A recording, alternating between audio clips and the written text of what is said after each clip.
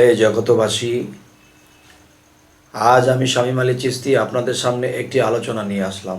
সে আলোচনাটি হলো দেহশুদ্ধি হবে কিসে। আজ দেহশুদ্ধি সম্বন্ধে আলোচনা করব। যে দেহশুদ্ধ যে বিষয়টা, যে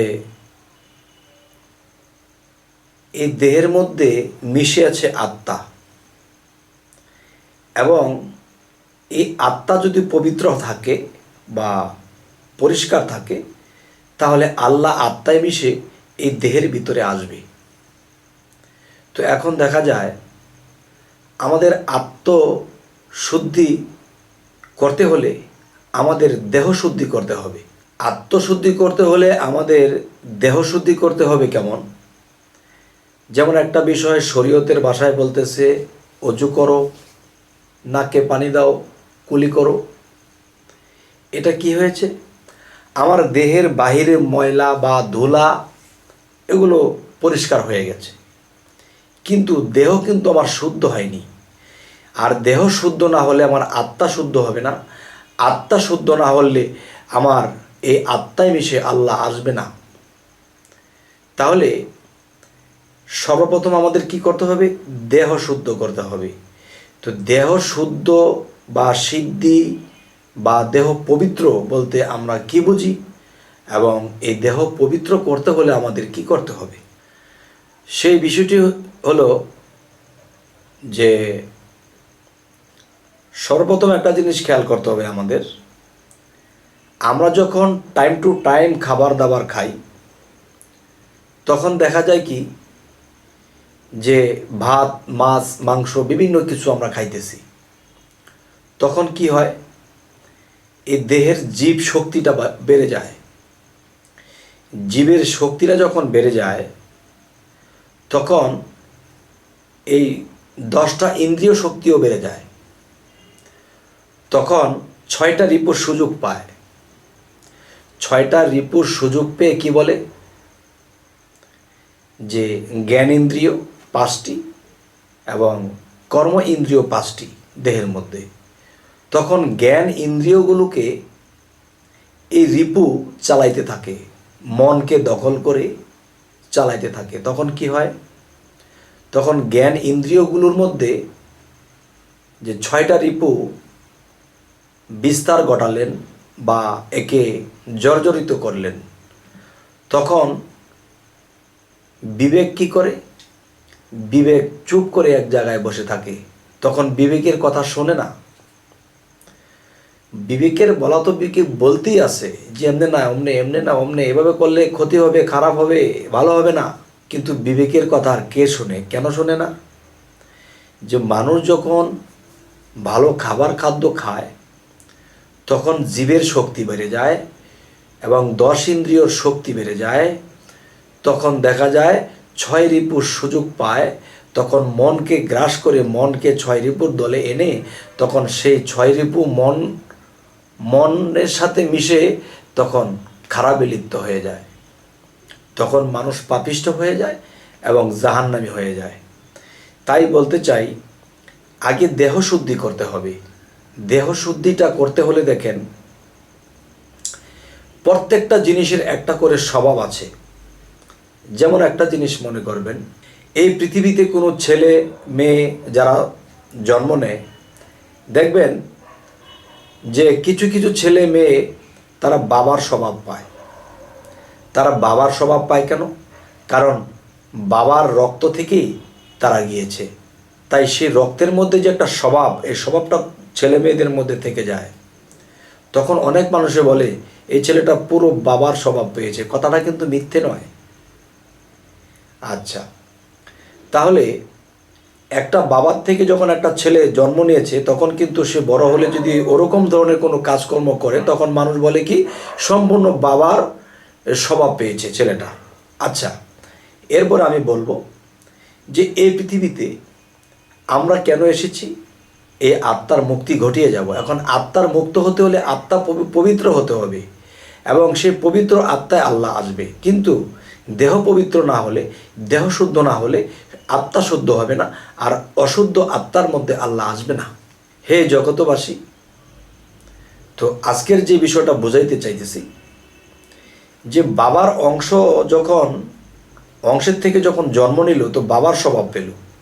তো এই পৃথিবীতে দেখা যায় মানুষ যখন গরুর মাংস, হরিণের মাংস, মহিষের মাংস, বিভিন্ন প্রাণী জগতের মাংস যখন খেতে থাকে, তবে দেখবেন এই প্রাণী জগতের মধ্যে গেলে এক একটা প্রাণীর এক এক ধরনের স্বভাব। গরুর একটা স্বভাব, এবং মহিষের একটা স্বভাব, এবং ছাগলের একটা স্বভাব।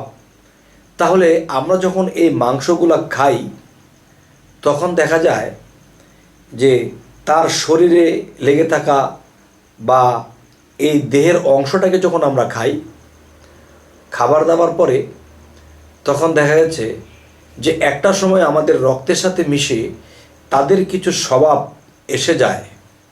যারা এই জিনিসগুলো অতিরিক্ত খায়, ওই বছরে 2-1বার খেয়েছে, ওটাতে পায় না, কোরবানির ঈদে খাবে, এই বিভিন্ন 6 মাসে 9 মাসে একবার খেলে কিছু হবে না। কিন্তু যারা রেগুলারলি বিভিন্ন প্রাণীর মাংস খাবে, তখন কি হবে, সেই প্রাণীদের কিছুটা স্বভাব তার মধ্যে কাজ করবে। কেউ গরুর মতো স্বভাব, কারো মহিষের মতো স্বভাব, কারো বিভিন্ন স্বভাব একটা মানুষের মধ্যে কাজ করে। তখন সেই মানুষটির শরীরটা থাকে উচ্ছৃঙ্খল। সেই স্বভাবগুলো যখন কাজ করে তখন সে নামাজে ডুবতে পারে না, সেই স্বভাবগুলো যখন কাজ করে তখন ধ্যানে ডুবতে পারে না। কিন্তু মুর্শিদের কাছে বলে, বাবা আমি তো ধ্যান করতে পারি না, আমি তো নামাজে, মন চলে যায় অন্যদিকে। কেন চলে যায়? যে নিজের জায়গায় নিজে স্থির থাকা যায় না। তো এই জন্য একটা কথা বলে থাকি, দেখবেন বাঘ, ভাল্লুক, সিংহ এরা কিন্তু মাংস খায়, এরা কিন্তু উশৃঙ্খল করে, এরে থাবা দিচ্ছে, এরে মারছে, এরে খাইতেছে।